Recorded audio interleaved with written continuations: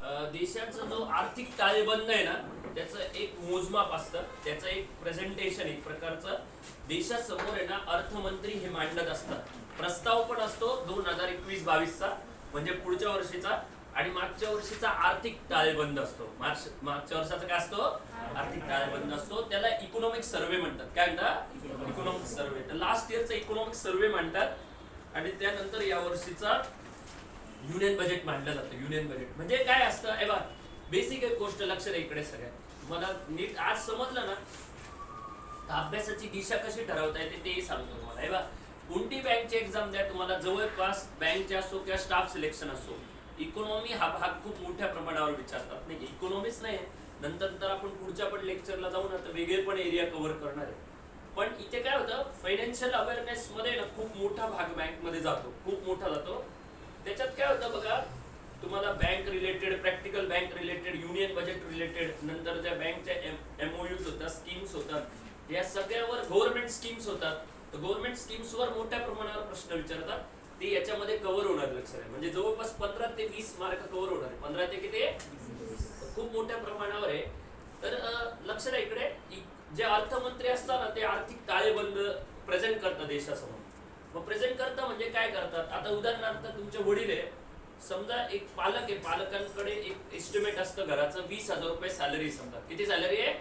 मोठ्याने सांगा किती आहे? 20,000. तर 20,000 पैकी त्यांनी ठरवलेलं असतं, नाही का, तर आपला दुधाचा खर्च किती आहे, त्याच्यानंतर आपला ग्रोसरीचा खर्च किती आहे, घर भाडं किती आहे, घर भाडं नसेल, स्वतःचं घर असेल तर EMI किती आहे, बरोबर आहे, त्याच्यानंतर मेडिकल एक्सपेन्स किती आहे, शाळेचा खर्च किती आहे, आणि मग त्याच्यानंतर मग ते बघता की पिक्चरला कुठे जायचं, जेवायला जायचं, बरोबर आहे, काही ट्रिप्स वगैरे अरेंज करायच्या. तर या सगळ्यासाठी ते एक सिस्टमॅटिक एक्सपेन्स मॅनेजमेंट करतात का नाही? हो का नाही? परत तुमचा पॉकेट मनी आहे, तुम्ही बघत बसता तोंडाकडे वडिलांच्या, वाव 1 तारीख का पप्पा पप्पा तुम्ही किती चांगले आहात, नाही का? खरे. आणि 20 तारीख का पप्पा माझ्याशी बोलू नका, खरे ना, असं होतं ना. तर हे मॅनेजमेंट असतं. त्याच प्रकारे देश काय असतो, नाही का, देश एक प्रकारचं घर आहे. लक्ष द्या, देश एक प्रकारचं आहे. आता काय जे लोक बोलतात मला युनियन बजेट बघायची काय गरज आहे, माझा काय संबंध त्याच्याशी? अरे तुझा काय संबंध? तूच म्हणाला ना, भारत माझा देश आहे, सारे भारतीय माझे काय, बरोबर ना? तर ज्या अर्थी तुम्ही देशाला आपलं घर म्हटलं, तर मग देशाचा आर्थिक ताळेबंद कसा चालतो हे तुम्हाला समजणं गरजेचं आहे का नाही? हो का नाही? मोठ्यांचा काय येस और नो? नेमकं इथेच आपल्या देशामध्ये गडबड आहे की आपल्या देशातले लोक जागरूक नाही आपल्या गरजांप्रती, आपल्या मॅनेजमेंट प्रती. नाही तर मग आपले पॉलिटिशियन लोक कशाला करप्शन करतील? आपलेच लोक मुलं म्हणतात करप्शन तर प्रत्येक करतो, फक्त करप्शन करून कोण काम करतो हे महत्वाचं आहे. आपलेच लोक बोलतात अरे करप्शन कशाला करू द्यायचं, आपण जर म्हटलं नाही करू द्यायचं तरच देशात करप्शन बंद पडेल, खरंय का नाही? आता काय झालं, या अर्थमंत्र्यांनी काय केलं, मग युनियन बजेट मांडण्यामागची एक सिस्टीम कशी असते बघा. जवळपास आहे ना, दिवाळी म्हणजे नोव्हेंबरच्या नंतर तेव्हा इकॉनॉमिक वर्ष कसं हे होतं मी तुम्हाला सांगतो, क्लासिफाय कसं होतं. इकॉनॉमिक वर्षाचे भाग करतात.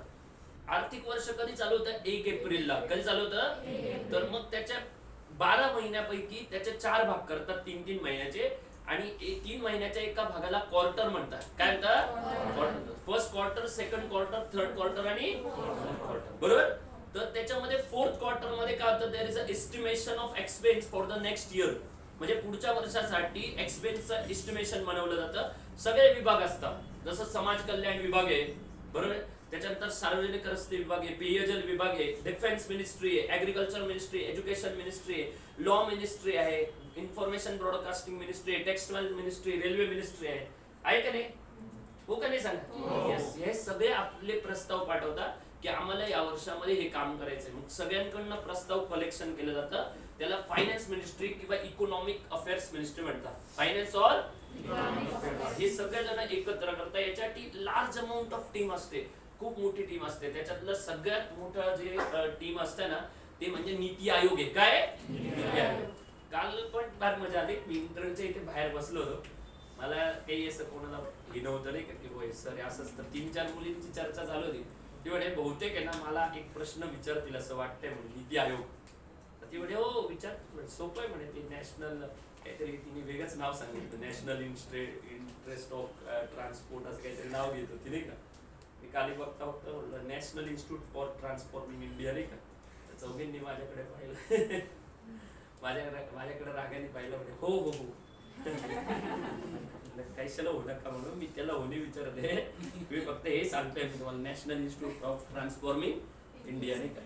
तर नीती आयोग मागच्या वेळेला मी सांगितलंय तुम्हाला, हा एक आयोग आहे जो भारताच्या विकासाचं म्हणजे जे विकासाभिमुख कामं जे असतात ना, डेव्हलपमेंट वर्क काय असतात, डेव्हलपमेंट वर्क म्हणजे काय, रोड बनवणे खरी गोष्ट आहे ना, डॅम बनवणे, रिव्हरवर काय असेल कामं ती करणे, पाणी नियोजन करणे, त्याच्यानंतर आहे ना बंदर बनवणे, बरं ना बंदर बनवतात, त्याच्यानंतर हे बनवतात पोर्ट्स आहे, त्याच्यानंतर सोलर पॉवर प्लांट करतात, बरोबर न्यूक्लिअर प्लांट करतात, भरपूर काय काय ऍक्टिव्हिटी करतात नाही का, टनेल्स बनवतात. ते सगळे देशाचे जे विकासाचे जेवढे काम असतात ना त्याचं प्लॅन सगळा नीती आयोग बनवतो. कोण बनवतं? नीती आयोग. मग नीती आयोग काय करते, यांच्याकडनं प्रस्ताव मागवतो. नीती आयोगाचे प्रमुख कोण असतं माहिती का, पंतप्रधान स्वतः असतात. कोण असतं? Chairman of NITI Aayog is prime minister himself, बरोबर. मग त्याच्यामध्ये अंडर खूप लोक असतात नाही का, जसं अर्बन मिनिस्ट्री असते, हे असते, भरपूर लोक असतात. मग हे सगळे प्रस्ताव आहे ना एकत्र करता आणि त्यांच्या गरजेनुसार एक मॅनेजमेंट ऑफ एक्सपेन्स केलं जातं. काय केलं जातं? Management of expense. ज्याच्यावर हे ठरवलं पाहिजे की पुढच्या वर्षामध्ये आपल्या देशाला काय काय डेव्हलपमेंट वर्क करायचे, त्याची नेसेसिटी काय आहे, त्याचं क्रमवारीता ठरवली जाते. काय ठरवलं जातं? क्रमवारीता. आता काही लोक बोलतात ना की अरे हे डॅम 15 वर्षापूर्वी घेतलं होतं पण अजून झालं नाही, कारण एक सिक्वेन्स ऑफ एक्सपेन्स असतो. सिक्वेन्स ऑफ काय असतं, तो ठरवले असतं, त्यानुसार देशाची डेव्हलपमेंट चालते. लक्षात आहे. मग त्याला कशा प्रकारे मॅनेज केलं जातं, तर एक्सपेन्स असतो, तुमच्याकडे येणारे काय असतं, उत्पन्न असतं, आणि एक्सपेन्स टू उत्पन्न जो गॅप असतो ना तो बोरोइंग्सनी भरला जातो. कशाने भरला तो? कळतंय का तुम्हाला? समजलंय? मग कशा प्रकारे युनियन बजेट मांडलं जातं,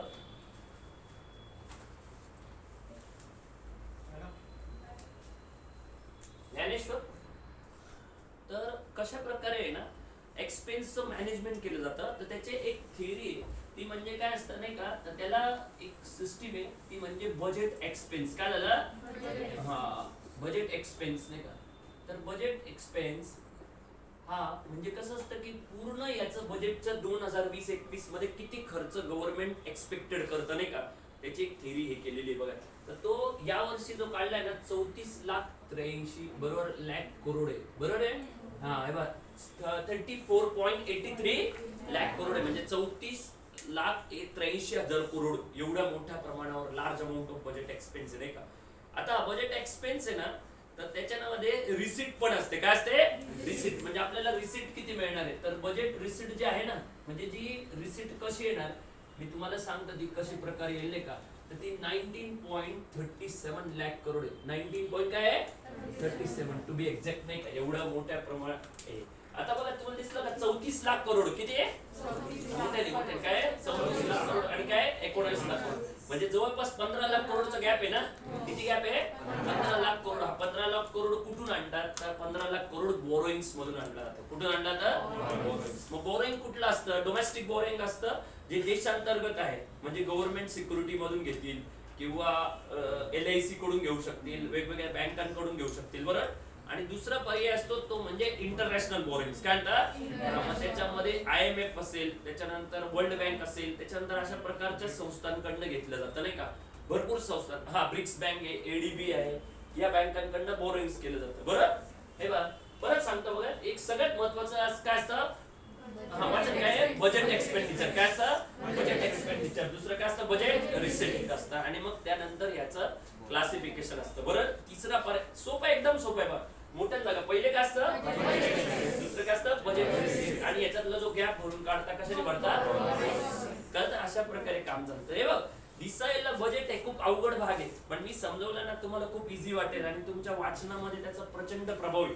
तुम्ही आता वाचणार नाही इकॉनॉमिक्स, तुम्हाला लगेच समजेल. तुम्ही म्हणाले वा सरांनी खूप छान काम केलेले, फक्त आपल्याला ते वाचायचंय. लक्षात आहे. तुम्हाला आपला क्लास कधी ना स्पून फिडिंग नाही करणार. लक्षात आहे की दिले हे वाचावं सगळं, मग याच्यातूनच तुम्हाला क्वेश्चन विचारतील, हे प्रकार नाही केलं जात. ते क्वेश्चन तुम्हाला गोळा करायचे, तुम्हाला सिस्टम करायची. नेट आहे तुमच्याकडे, पेपर न्यूजपेपर आहे, बुक्स आहे, याच्यातून डेटा कलेक्ट करायचा नाही का सगळ्या आणि वाचायचा. पण तुम्हाला कन्सेप्च्युअल स्टडी हा क्लास कडून बरोबर होईल नाही का. आता काय झालं, बजेट एक्सपेंडिचर झालं आणि बजेट काय झालं, रिसीट झालं. मग बजेट एक्सपेंडिचरला आहे ना कशा प्रकारे क्लासिफाय करतात, तर हे जे जे वेगवेगळे विभाग असतात ना, जे वेगवेगळे विभाग यांनी जे काही त्यांच्या डिमांड्स दिलेल्या असतात, या डिमांड्स पण कशा गोळा करतात हे बघा. आता समजा नीती आयोग आहे, तर तो नीती आयोग आहे ना वेगवेगळ्या स्तरावर या बजेटला अलोकेटेड करतो. कारण की तुमच्याकडे जो काही इन्कम येत असतो त्याच्यापैकी काही भाग हा स्टेट्सला द्यावा लागतो. कोणाला द्यावा लागतो, म्हणजे राज्यांचा हिस्सा असतो. काय असतो, तो राज्यांचा हिस्सा आधी द्यावा लागतो, मग केंद्रीय कर म्हणतात. मग केंद्राला वेगळं स्वतःचे प्लॅन करता येतं नाही का. असा तो पुढच्या वेळेला जे आपण टॅक्स स्ट्रक्चर घेणार आहे ना, तर त्याच्यामध्ये टॅक्स डिस्ट्रीब्युशन सिस्टीम घेऊन आपण त्याच्यामध्ये हे सगळे भाग येतील नाही का. मग आता या एक्सपेन्सला कशा प्रकारे क्लासिफाय करता, तर एक्सपेंडिचर जो राहतो ना बजेटचा एक्सपेंडिचर, तर त्याला दोन भागामध्ये विभागणी केली जाते. एक असतं, लक्षात घ्या, पहिला भाग असतो ना जो असतो फिक्स एक्सपेन्सेस. काय असतं, फिक्स एक्सपेन्सेस, बरोबर आहे. आणि दुसरा जो असतो ना तो असतो व्हेरिएबल किंवा काय म्हणतात डेव्हलपमेंट एक्सपेन्सेस. काय असतं, डेव्हलपमेंट नॉन डेव्हलपमेंट एक्सपेंडिचर. हा नॉन डेव्हलपमेंट एक्सपेंडिचर आणि हा काय डेव्हलपमेंट एक्सपेंडिचर. फिक्स एक्सपेंडिचर म्हणजे काय असू शकतं, तर बघा आता तुम्हाला माहिती ना आपल्या भारत सरकारचे 50 लाख एम्प्लॉई, किती एम्प्लॉई, 50 लाख, वेगवेगळे इन्कम टॅक्स मध्ये, एक्साइज मध्ये, कस्टम मध्ये, रेल्वे मध्ये, खरंय का नाही, सगळ्या विभागांमध्ये कर्मचारी. मग पहिले त्यांना काय करावं लागतं सांगा बरं, सॅलरी, बरोबर ना, सॅलरी आहे, पेन्शन आहे, प्रॉव्हिडंट फंड आहे, खरंय का नाही. त्याच्यानंतर केंद्रीय योजना आहे. या सगळ्या प्रकारच्या आता जे रिटायर्ड सैनिक असतात, बरोबर ना, त्यांना पण पैसे द्यावे लागतात का नाही. मग हे सगळे जे वृद्ध लोकांची योजना असते, या सगळे पैसे असतात ना, या सगळ्या एक्सपेन्सला काय म्हणतात, फिक्स एक्सपेन्स. याच्यामध्ये भरपूर काही गोष्टी येतात, जसं सॅलरी येते, काय ते सॅलरीज येते, बरोबर. त्याच्यानंतर काय येतं, पेन्शन येतं, काय ते पेन्शन आहे. त्याच्यानंतर काय येतं, पीएफ येतं, पेन्शन अँड पीएफ येतं. त्याच्यानंतर सेंट्रल स्कीम, काय म्हणतात, सेंट्रल स्कीम्स, यांना द्यावंच लागतं त्यांना, म्हणजे ठरलेलं असतं. आणि सगळ्यात मेन असतं ना ते म्हणजे काय माहिती का, की interest on borrowing. Interest on काय, फिक्स एक्सपेन्स मध्ये जातो, कारण दरवर्षी द्यावाच लागतो का नाही, हो का नाही. आणि मग दुसरा भाग असतो डेव्हलपमेंट एक्सपेन्स. दुसरा काय असतो, मग त्याच्यामध्ये डेव्हलपमेंटचा भाग आला. आता आपण जेव्हा पुढच्या लेक्चरला बघू ना, तेव्हा हे बघणं महत्वाचं आहे आपल्याला. फिक्स एक्सपेन्स किती करणार आहे गव्हर्नमेंट आणि डेव्हलपमेंट एक्सपेन्स. आता नॅचरली जर फिक्स एक्सपेन्स वाढला तर डेव्हलपमेंट एक्सपेन्स काय होणार आहे, म्हणून कोणताही सरकार आहे ना त्यांचा फिक्स एक्सपेन्स कमीत कमी ठेवण्यावर भर देतो. आता भरपूर लोक बोलतात ना की गव्हर्नमेंटच्या वॅकन्सी काय वाढत नाही, वॅकन्सी का वाढत नाही, वॅकन्सी का वाढत नाही. कारण जेवढ्या वॅकन्सी वाढतील, लक्षात आहे, तेवढा सगळा खर्च कसला वाढत जाईल, सॅलरी वाढेल तर कसला खर्च वाढेल, फिक्स वाढेल तर काय कमी होईल, बरोबर ना. खरी गोष्ट आहे का नाही. तर आपण जेव्हा केंद्र सरकारवर किंवा सरकारवर काही टीका करतो तेव्हा हे पण विचार केला पाहिजे की त्याचं बॅलन्सिंग ऑफ एक्सपेन्स कसं होतं. खरी गोष्ट आहे का नाही. हे लार्ज लेवलला खूप सिस्टमॅटिक प्लॅन असतात, खूप सिस्टमॅटिक प्लॅन असतं.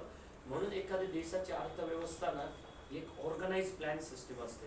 बरोबर, कळतंय का, हे समजलंय सगळ्यांना, येस ऑर नो.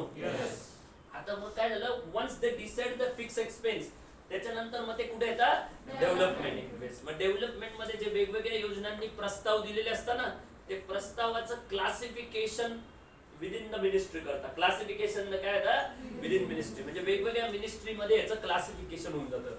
जसं डिफेन्स मिनिस्ट्री, सगळ्यात जास्त खर्च कशावर होतो, डिफेन्स, सगळ्यात जास्त कशावर होतो, डिफेन्स. त्याच्यानंतर ऍग्रिकल्चर, एज्युकेशन, असं करत करतो.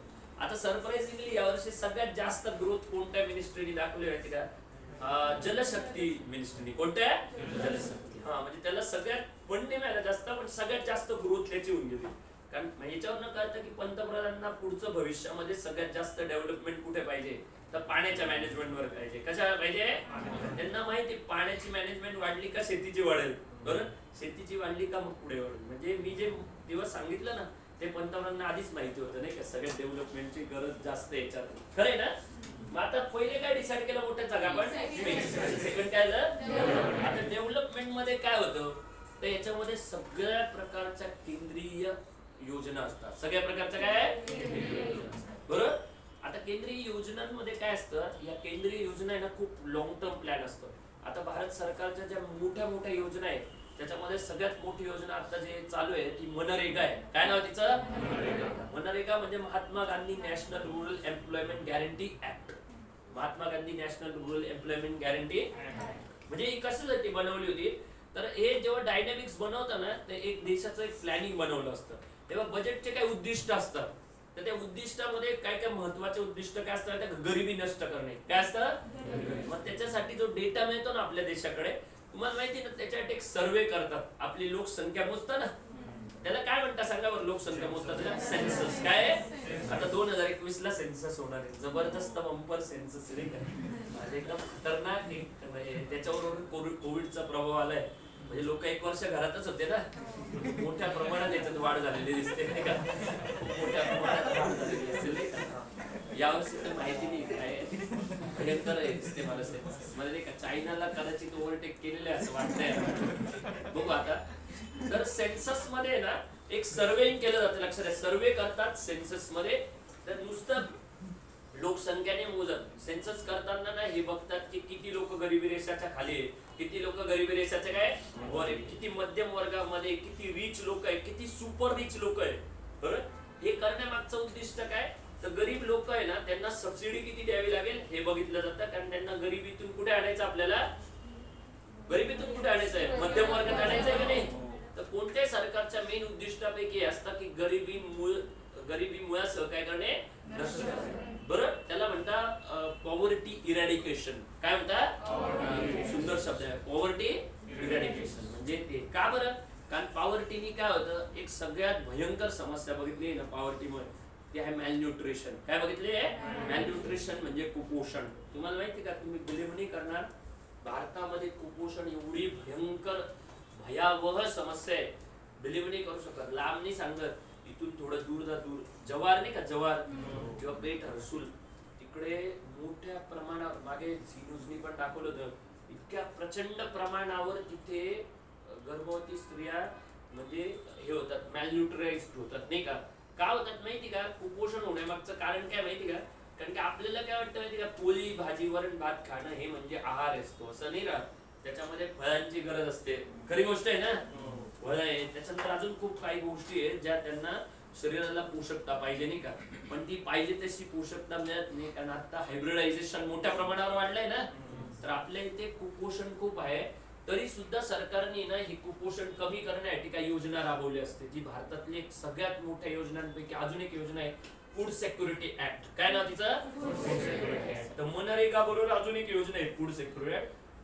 आता मनरेगा म्हणजे काय होते, आपल्या देशात जे बीपीएल लोक आहे ना, तर आपल्या देशातल्या गरीब लोकांना 4 प्रकारे कॅटेगराइज केले, नीट आहे का. एक आहे बीपीएल, एक आहे बीपीएल म्हणजे बिलो पॉवर्टी लाईन. मोठं सांग काय बिलो पॉवर्टी लाईन, अशी लोक ज्यांचं उत्पन्न शहरामध्ये 47 रुपयाच्या खाली आहे, शहरामध्ये किती आहे 47, आणि ज्यांचं उत्पन्न रुरल एरियामध्ये, सॉरी अर्बन मध्ये 47 आहे, रुरल एरियामध्ये 32 रुपये, किती आहे 32. तर हे कोणी आकडे शोधले, मी नाही शोधले, सेंट्रल स्टॅटिस्टिकल ऑर्गनायझेशन, ज्याचं नाव काय आहे सेंट्रल स्टॅटिस्टिकल ऑर्गनायझेशन. आता 32 रुपयामध्ये कोणाचा उदरनिर्वाह चालणार आहे का, मग त्यांचं उत्पन्न, can you believe that, according to the central statistical organisation, India there are 65 crore people, किती 65 crore people who live under this line. म्हणजे या रेषेच्या खाली भारतामध्ये 65 करोड लोक राहतात, किती 65 करोड. दॅट्स ह्यूज, खूप मोठ्या प्रमाणात, खूप. मी तर तुम्हाला सांगतो, एक आकडा सांगितला तर तुमचं डोकं दुखेल. भारतामध्ये असा एक सर्वे केला गेला आहे की 32 करोड लोक दिवसाला एक वेळेला जेवण करत नाही, किती 32 करोड. खरी गोष्ट आहे की नाही, ज्या लोकांना मोबाईलची प्रगती, लॅपटॉपची प्रगती हे दिसते ना, हे त्यांना नष्ट केलं पाहिजे नाही. म्हणून मला खरं लोक विचारतात ना, आमच्या घरातले लोक विचारतात की तुला खूप उशीर झाला प्रगती करायला. काय झाला नाही, नरेंद्र मोदींना 39व्या वर्षी ते RSS मध्ये ते होते, शाखेमध्ये काम करायचे. मी 36व्या वर्षी RSS मध्ये प्रमुख पाहुणे म्हणून भाषण देऊन आलो. त्याच्यावरनं बघा तुम्ही माझा ट्रेंड कुठे जाणार नाही का. पण मला राजकीय मध्ये नाही जायचंय, घाबरू नका. त्या बोर्डवरनं विचार नाही करू, माझ्या आयुष्यात मी टीचिंग सोडून काही काम नाही करणार. पण आनंदाची गोष्ट अशी आहे की मला हे ध्येय जे बघितलं ना, याच्यावर काही समजलंय की पुढे भारताला हे सगळ्यात गंभीर समस्येतून बाहेर काढणं खूप गरजेचं आहे की 20 करोड लोक एक वेळेला जेवण न करता झोपतात. मग ती कशा प्रकारे इरॅडिकेशन केलं पाहिजे, त्यालाच म्हणतात poverty eradication programme. Poverty eradication काय प्रोग्राम. आता तुम्हाला एक छान सांगतो, या मंदिरातले स्टुडंट आहे आमच्या, एक फार छान योजना आमच्या इथे मुंबईमध्ये राबवली होती, अनामृत. त्याचं नाव काय आहे अनामृत. म्हणजे काय माहिती का, मुंबईमध्ये जे महापालिकेतले शाळेतले मुलं असतात ना, त्यांना इस्कॉन मंदिरातर्फे जेवण देतात, पोषण. आता आपल्याकडे पोषण आहार पण योजना आहे, पण त्या पोषण आहार मध्ये किती भ्रष्टाचार होतो माहिती तुम्हाला. योजना खूप आहे पण भ्रष्टाचारामुळे ती काय होऊन जाते खराब. अशा 2 ऑर्गनायझेशन धार्मिक ज्यांची फार स्तुती आपल्या यांनी केली. इस्कॉन मध्ये मुंबईमध्ये जे अनामृत योजना चालते ना, जबरदस्त आहे. आणि दुसरं आपलं शिर्डी संस्थान आहे, म्हणजे ते त्यांचं तर मानलंच पाहिजे. त्यांच्यामुळे त्या 7-8 जिल्ह्यामध्ये म्हणजे कोणी भुकेने मरत नाही. शिर्डीमध्ये तर कोणी भुकेने मरतच नाही म्हणजे तिकडे. तर ते म्हणजे हे खरंच योजनांची गरज आहे. अशाच एक आपले मुख्यमंत्री होत्या जयललिता, काय आहे हा, त्यांनी अम्मा हे होते अम्मा लंच, ठीक आहे, अम्मा लंच तिकडे सगळं होतं, अम्मा बार, अम्मा लंच, अम्मा अगरबत्ती, सगळं अम्मा नाव घ्यायचं, सगळ्याला अम्मा नाव घ्यायचं. तर पण चांगली होती त्यांची, 5 रुपयात लंच भेटायचं. काय होतं 5 रुपये. आता आपल्या महाराष्ट्र सरकारने केले ना, काय नाव त्या योजनेचं, शिवभोजन योजना. कुठे चालते माहिती आहे, मी गेलो होते जेवायला तिकडे, पण जाता येतं, चांगली आहे ती पण योजना, छान आहे. ऍक्च्युली ही आहे ना स्वर्गीय बाळासाहेब ठाकरेंच्याच प्रेरणेने आहे. त्यांनी त्या काळी एक योजना चालू केली होती, झुणका भाकर योजना. काय ते त्या पद्धतीचं होतं. आता 4 प्रकारे लोकांना आपले ते क्लासिफाय केलं. हे बघा लक्षात इकडे, एक आहे बीपीएल, एक आहे ठीक आहे का, पहिले काय बीपीएल, त्याच्यानंतर मीडियम क्लास पीपल, त्याच्यानंतर रिच पीपल आणि सुपर रिच पीपल. काय सुपर रिच. मग त्या आधारावर टॅक्स आहे. बघा बीपीएल लोकांना सबसिडी मिळते, बीपीएल लोकांना काय होते, मीडियम जे लोक आहे ते नॉन टॅक्सेबल लोक आहे. काय नॉन टॅक्सेबल आहे, पण ते इनडायरेक्ट टॅक्स मध्ये येतात. कशात येतात इनडायरेक्ट. त्याच्यानंतर रिच लोक काय डायरेक्ट टॅक्स मध्ये येतात. कुठे येतात डायरेक्ट टॅक्स. आणि सुपर रिच ते म्हणजे ऍडव्हान्स टॅक्स मध्ये येतात. कुठे येतात अशा पद्धतीने सिस्टम मध्ये. कळतंय काय. So this is how budget can be budget is useful to categorise the people for the future planning. कळतंय ना. मग यानुसार बजेटच्या एक्सपेंडिचरचं प्लॅनिंग करू शकतो. खरंय ना. म्हणजे जो जसं उत्पन्न आहे त्यानुसार त्याला प्लॅनिंग केली जाते. आता मग जेव्हा योजना बनवतात तर असं पहिलेच योजना बनवतील, चला यावर्षी फक्त रोड बनवू, यावर्षी फक्त रोड बनवा नाही का, पुढच्या वर्षी फक्त पाण्याचा प्रॉब्लेम सोडू, पुढच्या वर्षी फक्त गहू वाटप फिरू नाही का. चालेल का sir. There is a classification of expense. म्हणजे मॅनेजमेंट. एक वर्ष अंगात आलं नाही, आज पाकिस्तानची युद्ध शस्त्र गेलं जाऊ नये कसं चालेल का सर. नाही, मग क्लासिफाय करतात. डिफेन्सला वेगळं, रेल्वेला वेगळं, त्याच्यानंतर पेयजलला वेगळं, त्याच्यानंतर आपलं हे रोड अँड ट्रान्सपोर्टला वेगळं. अशा प्रकारे ना सगळं एक्सपेंडिचरचं क्लासिफिकेशन करून टाकतात. हे क्लासिफिकेशन नीती आयोग करतो. कोण करतं. नीती आयोगकडे जे प्रस्ताव येतात ना, त्या प्रस्तावानुसार सगळ्यांना स्टेट्सला त्यांच्या विकासाच्या कामाला पैसे देतात. दुसरं मग योजनांना देऊ टाकतात नाही का. आता मिड डे मिल नावाची योजना आपल्या इथे. काय मिड डे मिल म्हणजे काय माहिती का, जिल्हा परिषदच्या स्कूल असताना तर लहान मुलांना त्याच्यामध्ये जेवण देतात नाही का. मी आईला तेच बोललो, मला झेडपी मध्ये टाकतेस चांगलंय तिथे जेवण बिवण तरी राहतं नाही का. पण त्यांना योजना खूप भेटते. गोष्ट खरी आहे. कॉन्व्हेंटच्या मुलांना काय भेटतात, त्यांना डे भेटतं, मदर्स डे, फादर्स डे खरे. आणि ते असे बोर्ड घेऊन येतात, सिग्नलवर उभं करता नाही का, सिग्नलवर उभं करता नाही का, पोल्युशन करू नका, हे करू नका, ते करू. ते विचारे म्हणतात आम्ही एवढं फी भरून आम्हाला सिग्नलवर हे जिल्हा परिषदच्या मुलांना जेवण हे त्यांना खूप संताप होतं. त्यांना असं भेदभाव आल्यासारखं वाटतं बरं का कॉन्व्हेंटच्या. तर असं होतं. याच्यामध्ये 4 लोकांच्या कॅटेगराईज केल्या.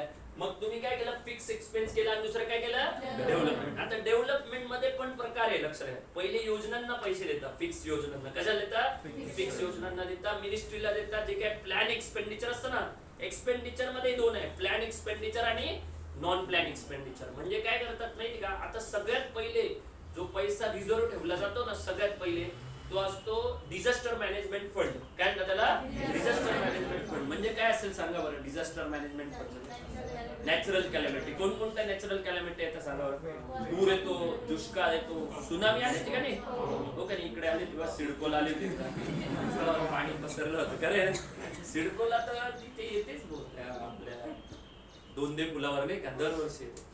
तर त्याच्यानंतर आहे ना मसरूळला नाही येत कधीच नाही का. मसरूळला नॅचरल कॅलॅमिटी येते, फक्त तिथे चांबार लेण्याला गेलं ते येते नाही. तेव्हा पूर येतो, दुष्काळ येतो, सुनामी येऊ शकते, त्याच्यानंतर वादळी वारे येऊ शकतात, असे खूप खूप आहे. खूप आहे. आता तर भयानक सुनामी आली, नॅचरल कॅलॅमिटी. काय? कोरोना. गो कोरोना गो. गो कोरोना गो. त्या रामदास आठवलेंनी भूत लावून दिलं, गो कोरोना गो, पसरलं. पण ही प्रकारे नॅचरल कॅलॅमिटीज आहे का नाही? याला मोठ्या प्रमाणावर रिझर्व्ह फंड ठेवावा लागतो, तर त्याला डिझास्टर मॅनेजमेंट फंड म्हणतात. काय म्हणतात? तो फंड आधी ठेवला जातो, कारण कधी अवघड परिस्थितीमध्ये देशाला पैशाची कमतरता भासू नये म्हणून त्याच्यासाठी. ऍक्च्युली हा आरबीआय मध्ये अजून एक फंड असतो, तो यावर्षी यांनी जाहीर नाही केला. त्या फंडचं नाव आहे कॉन्टॅजिनस फंड. काय म्हणतात? यांनी सांगितलंच नाही, गव्हर्नमेंटनी सांगितलं नाही, आणि राहुल गांधीला तर माहितच नसेल कॉन्टॅजिनस फंड काय. ऍक्च्युली कॉन्टॅजिनस फंड खरं खूप इम्पॉर्टंट आहे माहिती. यावर्षी कोणीच सांगितलं नाही. तुम्ही माझं लेक्चर आहे, माझ्या लेक्चर मध्ये ऐका, फेसबुकवर गेले ना, मी लेक्चर दिलं होतं, त्याच्यात मी सांगितलं होतं कॉन्टॅजिनस फंड म्हणजे काय. पण ठीक आहे, कमीत कमी हा फंड आहे ना, डिझास्टर मॅनेजमेंट फंड, हा पहिले ते रिझर्व्ह करून घेतात. झालं? मग आता काय काय झालं बघा, तुमचा फिक्स एक्सपेन्स पूर्ण झाला, डिझास्टर मॅनेजमेंट एक्सपेन्स झाला, मग त्याच्यानंतर ते प्रायोरिटीज ऑफ एक्सपेन्स ठरवतात. काय ठरवतात? Priorities of expense. मग प्रायोरिटीज ऑफ एक्सपेन्स मध्ये ना, ज्या योजना ऑलरेडी चालू आहे, लक्षात, ज्या योजना काय ऑलरेडी चालू आहे त्या योजनांना पण पैसे द्यावे लागतात. म्हणजे असं होत नाही. लक्षात, आता काँग्रेस सरकार गेलं आणि बीजेपी सरकार आलं म्हणून त्यांच्या चाललेल्या योजना लगेच बंद करता येत नाही, कारण प्रत्येक योजनाला बजेट अलोकेशन असतं. काय असतं? Budget allocation. म्हणजे त्यांना ठरवलेलं असतं. आता मनरेगा योजना काय आहे, तर आपल्या देशात जे बीपीएल आहे ना, पॉवर्टी एरॅडिकेशन, ते करायला हे जे बीपीएल धारक लोक आहे ना, बिलो पॉवर्टी लाईन, तर या लोकांना 100 दिवस, किती 100 दिवस काम दिलं जातं. मागेल रोजगार मागेल त्याला काम, नाही का, त्याला ते देतात आणि मग त्याच्यातून त्यांना फंड मिळतो, नाही का. काम मिळाल्यामुळे तिथे होतं. दुसरं त्यांना अजून एक गोष्ट करता, फूड सिक्युरिटी ऍक्ट आहे ना, फूड सिक्युरिटी ऍक्ट मध्ये 75 रुपयामध्ये 30 किलो धान्य देतात. किती देतात? 75 रुपयात 30 किलो धान्य. ते सबसिडाइज धान्य आहे ना. मग त्याच्याकडे आपल्या इथे वेअर हाऊसेस बनवले. काय बनवले? तर एक विभाग आहे, त्याला काय म्हणतात, नाही वेअर हाऊसेस आहे. काय हे आपल्या किरण आहे, फूड कॉर्पोरेशन ऑफ इंडिया. काय नाव त्याचं? Food corporation of India. याच्या अंडर हे सगळ्या योजना आहेत नाही का. मग ते अन्न साठवता करता, अन्न कुठून आणता हे सगळं, तर आपल्या शेतकऱ्यांसाठी एक पॉलिसी बनवली ना, मिनिमम सपोर्ट प्राइस. काय म्हणतात त्याला? Minimum support price. मग त्याच्यामध्ये दरवर्षी नाही अन्नधान्य विकत घेतात. मग त्याला पण पैसे ठेवावे लागतात ना, रिझर्व्ह, हो का नाही. शेतकऱ्यांकडनं माल विकत घ्यायचा तर त्याला रिझर्व्ह ठेवावा लागतं ना, मग तो फंड बाजूला ठेवला जातो. म्हणजे अशा काही फिक्स योजना असतात. आता आपल्याकडे काँग्रेसच्या काळात अजून एक योजना झाली, JNURM, Jawaharlal Nehru urban rejuvenation mission. बरोबर? या लाल बस आल्या होत्या आपल्या इथे. लाल बस माहिती ना, पहिल्या बस मध्ये कसं मागून घुसलं का लगेच पुढे पुढे जायचं. या बस मध्ये कळत नाही पुढे जावं का मागे जावं, नाही का. ती बस खरे ना, हा ती बस आहे नवीन. नंतर मनमोहन सिंगांनी काम केलं होतं बघा, हे जे आपलं ते ना, हे उंच असे लाईट आले बघा, एकदम चौकांमध्ये. खरंय ना. हा ते हायमास्क नाही का, ते त्या JNRUM मधले नाही का. मग ते सगळ्या ज्या स्कीम्स आहे ना, आता केंद्र सरकारची यांच्या बीजेपीच्या काळात सगळ्यात मोठी योजना एक त्यांनी लॉन्च केली होती, स्वच्छ भारत मिशन. काय? आता एक जणांनी विचारलं, स्वच्छ भारत मिशन म्हणजे काय काम करतात? काम करायचं काय, अरे सगळे हॉस्पिटल आहे, रेल्वे, बस स्टँड आहे, पोर्ट आहे, हे स्वच्छता आहे ना त्याच्यामध्ये धरली होती. आता सगळं त्यांनी स्वच्छ केलं. त्याच्यानंतर तुम्हाला माहिती का, त्यांनी अजून एक गोष्ट केली, जेवढे बीपीएल धारक लोक होते ना, ते सगळे उघड्यावर शौचालय जायचं ते टॉयलेटला. मग त्यांनी ते बंद केलं. ते बंद केलं कसं केलं, तर प्रत्येक घराला ना 12,000 रुपये सबसिडी ठेवली होती. किती? 12,000 मध्ये तुम्ही स्वतः घरी टॉयलेट बनवून घ्यायचं, नाही का. म्हणजे जेणेकरून उघड्यावर शौचाचे जे हे होते ना समस्या. इनफॅक्ट ही जी योजना आहे ना, स्वच्छ भारत मिशन, हिचं जगभर स्तुती झाली. खूप जबरदस्त तिची हाईप झाली. म्हणजे जेव्हा पंतप्रधान जातात ना तिकडे अमेरिकेला, इंग्लंडला, याच योजनेचं नाव घेतात, नाही का. कारण की पूर्वी बाहेरून लोक आले ना, तर भारताला हेच म्हणायचे की भारतावर लोक आहे ना इकडे असं उघड्यावर टॉयलेटला बसतात. हे आपल्याला वाटतं, पण हे आपल्या टुरिझम पॉलिसी आहे ना, त्या टुरिझम पॉलिसीच्या विरुद्ध जातं. कारण की पूर्वी काळात, काँग्रेसच्या काळात योजना होती, अतिथी देवो भव. काय नाव त्याचं? अतिथी देवो. आता अतिथी देवो भव म्हणजे अतिथी यायचे आणि ते बघत बसायचे, फोटो काढत बसायचे, नाही का. भारत कसं आहे, अरे वा वा, हे बघत. त्याच्यात आपले मुलं पण आहे ना, असं एखादा कपडे न घातलेला मुलगा असेल ना, ते फोटो काढायचे, ये बेटा तुझं काढताय, असा तो पण मस्त कॅमेरा वगैरे लावून घ्यायचा नाही का, आणि त्याच्यात त्याची जर बायको राहिली तर तिला जास्तच आनंद व्हायचा. पण ते राहायचं. फॉरेनच्या लोकांना इंडियाची नाही प्रतिमा खराब करायची पॉलिसी होती. हा शाळा होती त्यांची ती अशी आहे. शाळा माहिती त्याचा अर्थ काय राहतो, ती शाळा नाही आपले तिचा कोडवर्ड येतो. तर हे काय झालं की एक प्रकारे ना आपल्या पॉलिसी एक्सपेन्स म्हणतात त्याला. डेव्हलपमेंट मध्ये काय झालं, पॉलिसीचा एक्सपेन्स आहे, आणि मग त्याच्यानंतर डेव्हलपमेंट प्रोजेक्ट्स आहे, आणि मग फ्युचर प्लॅनिंग. आता बघा फ्युचर प्लॅनिंग कसे करतात सांगतो तुम्हाला. हे बघा गव्हर्नमेंटच्या काही जबरदस्त योजना आहे काय काय, त्याच्यापैकी सगळ्यात मोठी योजना आहे तिचं नाव आहे भारतमाला. काय नाव आहे, भारतमाला. म्हणजे काय माहिती का, आपल्या भारतामध्ये आता अटल बिहारी वाजपेयी होती, त्यांनी रोड साठी एक योजना राबवली होती. तिचं नाव काय सांगा बरं, पंतप्रधान ग्राम सडक योजना. काय ते, हा म्हणजे पूर्ण भारतामध्ये रोड बनवणे नाही का ग्रामीण एरियामध्ये. पण ही सगळ्यात अग्रेसिव्ह योजना आहे भारतमाला. म्हणजे याच्यामध्ये ना भारतामधले सगळे जे हायवे ना सगळे त्याला 4 लेन हायवे बनवून टाकलं. काय बनवून टाकलं, म्हणजे त्यांचा स्पीड इन्क्रीज केला. म्हणून आता जे आपल्या इथे सगळीकडे जे रोड बनत आहे ना ते कोणत्या स्कीमच्या अंडर आहे, भारतमाला. आणि या भारतमाला योजनाला कोणत्या देशाने सपोर्ट केलं माहिती का तुम्हाला, जपाननी केलंय. कोणी केलंय, जपाननी. प्रायमरी लेवलला याच्यासाठी 14,000 करोड रुपये दिले होते. किती दिले ते, पण आता खूप भयंकर याचं जवळपास 5 लाख करोडच्या वर याची योजना आहे भारतमाला. ही सगळ्यात मोठी योजना. भारतामध्ये जे वेगवेगळ्या रोडची चेन बनते ना आता, त्याच्यामधला सगळ्यात जबरदस्त रोड म्हणजे तो आहे. मी आता दाखवलं तुम्हाला पुणे सॉरी मुंबई आणि दिल्ली एक्सप्रेस हायवे नाही का, तर हा भारतमाला योजनेचा भाग आहे. आता एक आहे ना सुवर्ण चतुष्कोन योजना होती केंद्र सरकारची. म्हणजे ज्याच्यामध्ये ना काय केलं होतं, कन्याकुमारी, हा हे बघा इकडून काश्मीर ते मुंबई ते मग इकडे चेन्नई ते इकडे कलकत्ता, आणि कलकत्ता ते असं बनवलं होतं नाही का. हे सुवर्ण चतुष्कोन योजना होती. म्हणजे 4 रोड बनवले नाही का असे भारताचे. त्या काही झाली होती. पण आता ही तर खूपच मोठी आहे भारतमाला, जबरदस्त आहे. आणि या भारतमाला योजनामध्ये ना अजून एक भारी आहे की जेवढे रोड बनवले ना, तो जिथे रोड संपतो ना तिथून तिथल्या पोर्टला जोडलाय. पोर्ट म्हणजे जवळजवळ आता तुम्हाला माहिती ना, गुजरातला समजा हा संपला तर तिथे एक मोठं पोर्ट आहे, त्याचं नाव आहे अडाणी पोर्ट. कोणतं आहे, बरोबर, कच्छच्या इकडे येते नाही का, तर भुजच्या बाजूला आहे मला वाटतं. तर हे ना तसं मुंबईचं पोर्ट आहे. मग जिथे रोड संपेल ना तो रोड कुठून तिथे पुढे जातो, पोर्टला जातो. पोर्टला का बरं पाठवतं सांगा बरं, हा कारण तिथे इंटरनॅशनल एक्सपोर्ट आणि इम्पोर्ट चालतं का नाही. ते खूप जबरदस्त डोकं आहे लक्षात. आता मुंबई गोवा एक्सप्रेस हायवे बनवलं तर तो सगळ्या पोर्टला जोडलाय. कारण आपल्यातलं मोठं पोर्ट आहे ना, तर रायगडला एक पोर्ट आहे मोठं नाही का. आता जगातलं सगळ्यात मोठं पोर्टची योजना चालू आहे ना, डहाणूला चालू आहे. कुठे चालू आहे, खूप जबरदस्त पोर्ट बनवत आहे इकडे आपल्या इथे.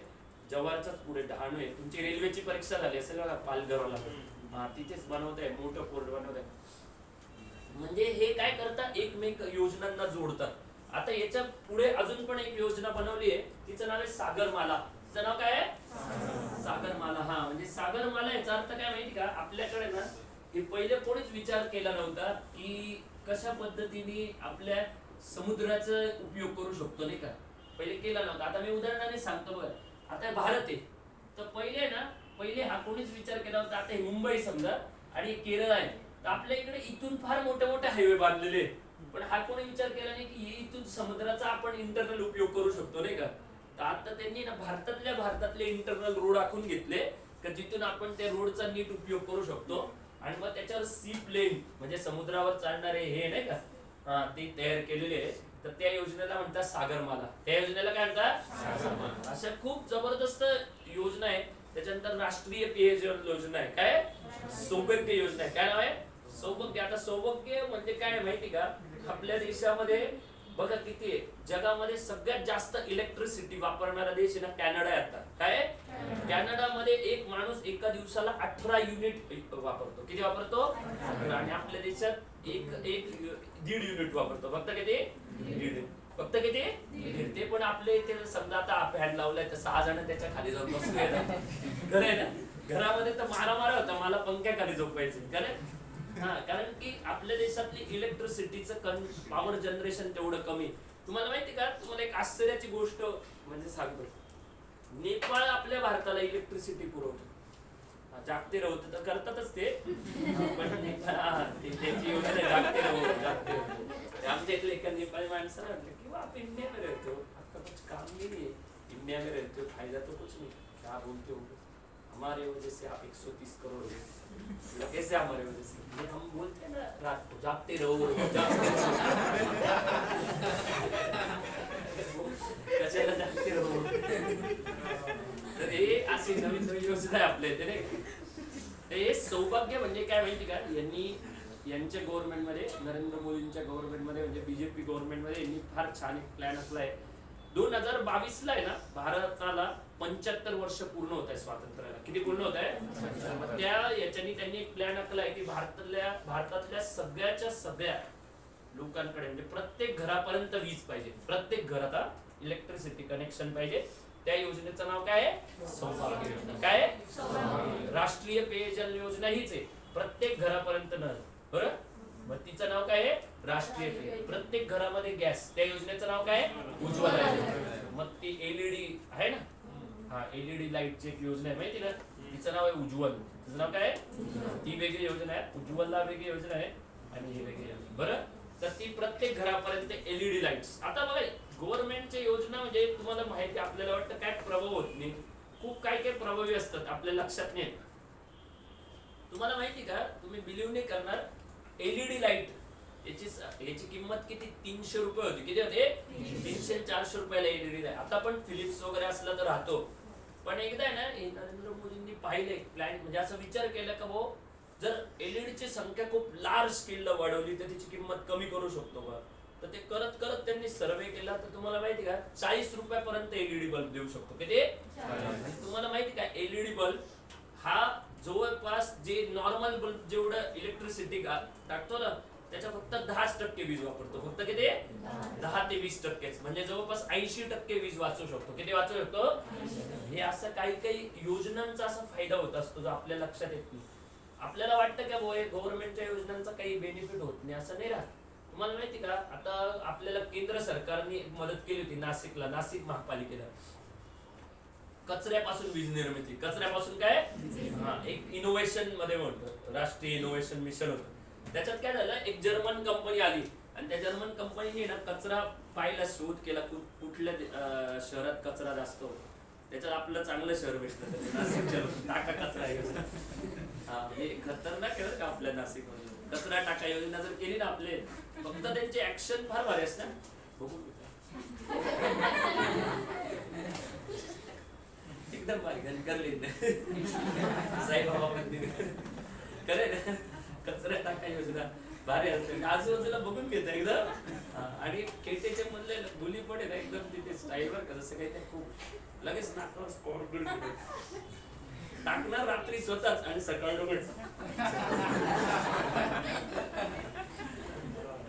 तर हे कचऱ्यापासून आहे ना, आता नितीन गडकरी काय बोलले की तुम्ही आहे ना, हे बघ लक्ष द्या, म्हणजे कचरा कधी संपेल याचं जबरदस्त उदाहरण देणारी व्यक्ती ते, जेव्हा कचऱ्याला किंमत मिळेल ना तेव्हा कचऱ्याच्या हे संपेल। म्हणजे कचरा विकला जाईल ना तर लोक घरात घेतील, मला देत चल असं होईल का? तर त्यांनी ना याच्यावर अभ्यास केला, कचऱ्यापासून कसं काय करू शकतो। मग त्यांनी विचार केला की कचऱ्यापासून ना वीज निर्मिती केली पाहिजे, आणि त्याच्यामध्ये ना एक कंपनी पुढे आली, जर्मन कंपनी। तर त्या जर्मन कंपनीने सगळ्यात पहिले अडॉप्ट केलं नाशिकला। तर नाशिकच्या कचऱ्यापासून आता वीज निर्मिती होते। हे जे रोडवर जे लाईट लागलेले आहे ना, आता ही वीज ती जर्मन कंपनी बनवते, हे लक्षात। हे असं योजना राहते नाही, तुम्हाला वाटतं ते नाही ती कचऱ्यापासून बनलेली वीज आहे का? खरं ना, वाटतं का असं? पण बनते ती, असे आहे खूप बेनिफिशियल। तुम्हाला माहिती का की इतकं बेनिफिशियल योजना आहे आपल्याला, भरपूर योजना असतात की त्याच्यामध्ये। आता तुम्ही ना कधी इकडे ना आपल्या सिव्हिल हॉस्पिटलला जा, किंवा मौलाना आझाद हॉस्पिटल आहे जुन्या नाशकामध्ये जात, म्हणजे एक वेळेला तुमची जायची पण इच्छा नाही अशी झाली असती, जायची इच्छा पण राहिली नसती। पण आता कोरोनाच्या काळात तिथली स्वच्छता पाहिली ना तुम्ही थक्कवाल, इतकं जबरदस्त स्वच्छता तिथे। या सगळ्या केंद्रीय फंडमुळेच या योजना होत्या, लक्षात आहे। आता तुम्हाला माहिती ना, तुम्ही नीट ऑब्झर्व करा, आता रस्त्याने जाताना पूर्वी गाड्यांच्या कार मध्ये ना धूर वगैरे जबरदस्त यायचा नाही का, खरं का नाही? आपल्यालाही वाटायचं वा काय धूर येतोय नाही का। रिक्षामध्ये तर फिक्स आहे, रिक्षातले लोक तर फिक्स आहे नाही का, 1 लिटर पेट्रोल आणि 2 लिटर रॉकेल, लगेच जोर जोरात रिक्षा पुढून गेली का जोर जोरात एकदम धूर चालू व्हायचं नाही का। पण केंद्र सरकारने संपवलं आता एक नवीन प्रकारचं इंजिन आलेलं आहे, BS6 नावाचं। काय? भारत स्टेज 6, भारत स्टेज काय 6, म्हणजे ते ऍक्च्युली आहे ना ते याच्यासाठी ते आपलं म्हणजे त्याच्याने ना हे कमी होतं, म्हणजे कार्बन इमिशन आहे ना ते डायरेक्ट मोठ्या प्रमाणावर कमी होणार आहे. कारण की एक समिट झाली होती फ्रान्समध्ये, तिचं नाव आहे अर्थ समिट. काय 2014 का 2012 मध्ये झालं होतं. तिच्यानुसार जगातल्या सगळ्या देशांना आहे ना त्यांचं पोल्युशन आहे ना कमी कमी करत आणायचं होतं. भारतालाही ते टार्गेट दिलं होतं. त्यानुसार भारताने BS6 इंजिन सिस्टीम लागू केली आता. म्हणून आता जे पेट्रोल येणार आहे ना आता सगळीकडे ते BS6 पेट्रोल येणार. काय येणार आहे BS. आता सगळे लोक पेट्रोल का महाग होते कारण त्याच्यामध्ये BS6 सिस्टीम आली. काय आली? आता हे स्वस्त होईल. कसं होईल मी सांगतो. या नितीन गडकरींनी अजून एक सुंदर काम आपल्यासाठी केलंय. त्यांनी ना एक शोध केला की पेट्रोल मध्ये ना इथेनॉल मिक्स करू शकतो. काय मिक्स करू शकतो? इथेनॉलचा भाव होता 20 रुपये, पेट्रोलचा भाव होता 60 रुपये. बरोबर, दोघं मिक्स केले इक्वल नाही, 20% आणि ते 80%. एकाच 4 ना, त्यांच्यातला फरक 40 होतो. 40 म्हणजे 5 भागेत 1 म्हणजे 8 भाग. बरं, म्हणजे 60 रुपयाचं पेट्रोल 52 लावून जाईल. 60चं किती लावेल? मला काहीच समजलं नाही कसं काढलं ते. फिक्सर सॅलिगेशन किती होते? 52 रुपयाला होऊन जाईल का. म्हणजे 8 रुपयाचा इम्पॅक्ट त्याच्यावर येईल. कितीचा इम्पॅक्ट येईल? 8 रुपयाचा. म्हणजे जवळपास ते 10% स्वस्त होईल. तसंच इथेनॉल मिक्सिंग वाढवत गेले ना तर ऑटोमॅटिक पेट्रोलचे भाव कमी होणार. आणि दुसरं पेट्रोलचे भाव वाढण्यामागचं अजून एक कारण आहे, भारतामध्ये आता इलेक्ट्रिकल व्हेकल्स येत आहे ना. मी ऐकलं का आता केंद्र सरकार आता एक नवीन योजना आणतंय की तुम्ही इलेक्ट्रिकल व्हेकल घेतली ना तर तुम्हाला 20% सबसिडी मिळणार आहे. किती मिळणार आहे? 20. म्हणजे 80,000 ची गाडी असेल तर 16,000 केंद्र सरकार देईल तुम्हाला. फक्त किती द्यायचे? 16,000. म्हणजे आता इलेक्ट्रिक गाड्यांचा ट्रेंड आहे त्याच्यामुळे ते तिकडे चाललंय. तर अशा प्रकारे हे स्कीम मधून पैसे खर्च करत जातात नाही का. सगळे पैसे कुठून खर्च आता स्कीम्स मधून जातात. आता डेव्हलपमेंट एक्सपेन्स जेव्हा करताना तर मग त्याच्यामध्ये सगळ्यात महत्वाचं असतं फ्युचर प्लॅन योजनांसाठी पैसे राखीव ठेवतात. फ्युचर योजनांसाठी सगळ्यात महत्वाचं असतं ना ते म्हणजे ज्या काही देशाच्या वेगवेगळ्या प्रायोरिटीज ऑफ एक्सपेन्स असतात ना त्याला जास्त महत्व देतात. आता जसं आहे डिफेन्स. काय डिफेन्सला जी गरज आली, जसं आता आपली वायुसेना होती, जेव्हा चीनने आपल्याला हे केलं ना तेव्हा सगळ्यात समोर आला की आपली वायुसेना स्ट्रॉंग करणं गरजेचं आहे नाही का. मग वायुसेना जर आपल्याला स्ट्रॉंग करायची तर त्याच्यासाठी आपल्याला विमानांची गरज आहे नाही का. तर आता तुम्हाला माहिती ना मागच्या 2 वर्षापूर्वी तो हा होता काय नाव त्याचं, अभिनंदन ना. बरं, अभिनंदन ते भारत पाकिस्तानचा हे पुलवामा मध्ये अटॅक केला त्यांनी. मग आपल्या सेनेने त्यांच्या इथे काय केलं, एअर स्ट्राईक केली. बरोबर, एअर स्ट्राईक केली. तर त्यावेळेला हे सापडलं की आपली जी आहे ना तर पाकिस्तानचं एक विमान आहे. याला थोडे बॅकग्राऊंड सांगतो तुम्हाला की जगामध्ये जेव्हा ट्रेडचा प्रश्न आला तेव्हा सगळ्यात स्ट्रॉंग विमान होतं ना F-16. काय नाव होतं त्याचं? F-16 हे अमेरिकेचं विमान आहे. पुण्याचं विमान आहे. आणि अमेरिकेला त्यावेळेला पाकिस्तानचा पुलका होता. पुलका हा शब्द मागे घेतो, मैत्री होती नाही का. हा नाही, पुलका म्हणजे काय माहिती का, विनाकारण मैत्रीचं प्रेम असणे. विनाकारण म्हणजे काही घेणं देणं नसतं नाही का. तरी पाकिस्तानची त्यांना आठवण यायची मध्ये मध्ये. तर मग त्याच्यात काय झालं, त्यांना स्वतःची शेपटी जळणारी माहिती नव्हतं नाही का. कारण पाकिस्तानची ज्यांनी मैत्री केली त्याची पुढे शेपटी जळलेलीच आहे. बघा तुम्ही आता चीनला शेपटी दिसते पुढे नाही का. पूर्वी पण पाकिस्तानने सगळ्याच देशांना असं केलेलं आहे. तर अमेरिकेला त्यांचं एकदम अचानक प्रेम आलं आणि त्यावेळेला त्यांनी ना आंतरराष्ट्रीय मानक जे होते ना की टेररिस्ट कंट्रीला हेने पुरवायचं विमान, पण यांना कसं चीनलाही दाबायचं होतं आणि प्लस इंडियालाही दाबायचं होतं. दोघांच्या भ्रमामध्ये त्यांनी काय केलं, त्यांना सगळ्यात पॉवरफुल विमान दिलं F-16 नावाचं. कोणतं दिलं? आणि भारताची पण हे चांगली होती, पण भारताचं पॉवरफुल विमान होतं तेजस. काय नाव त्याचं? तेजस. आणि मग आपले MiG-21. कोणतं होतं? पण झालं काय की MiG-21 ची हाईट उडण्याची कमी, F-16 ची जास्त आहे. मग त्यावेळेला ते अभिनंदनचं बघ कसं प्रकारे झाले त्याचे एअरस्ट्राईक. MiG-21 खाली होतं, F-16 वर होतं, तरी सुद्धा उडवलं होतं त्यांनी. विचार करा, कारण की त्यांच्या लोकांना चालवताच येत नाही.